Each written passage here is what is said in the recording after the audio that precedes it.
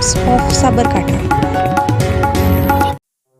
श्री ब्राह्मण सुवर्णकार समाज અને સમૂહ લગ્ન સમિતિ દ્વારા ખેડબ્બાના શ્રી અંબિકા માતાજી મંદિર ખાતે 21મો સમૂહ લગ્નોત્સવ વેણીલાલ સોનીના અધ્યક્ષસ્થાને યોજાયો હતો।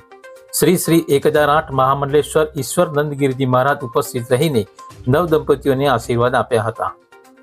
આ સમૂહ લગ્નમાં 16 યુગલોએ પ્રભુતાના પગલાં પાડ્યા હતા અને દરેક કન્યાને ઘરવખરી અને દાગીના સહિત 101 વસ્તુઓ વિવિધ દાતાઓ અને સમિતિ તરફથી કન્યાદાન કરવામાં આવ્યું હતું। આ ભવ્ય સમૂહ લગ્નોત્સવમાં શ્રી બ્રાહ્મણ સુવર્ણકાર સોની સમાજના ભાઈઓ બહેનો બાળકો સહિત આબાલ વૃદ્ધજનો તેમજ અગ્રણીઓ મોટી સંખ્યામાં ઉપસ્થિત રહ્યા હતા।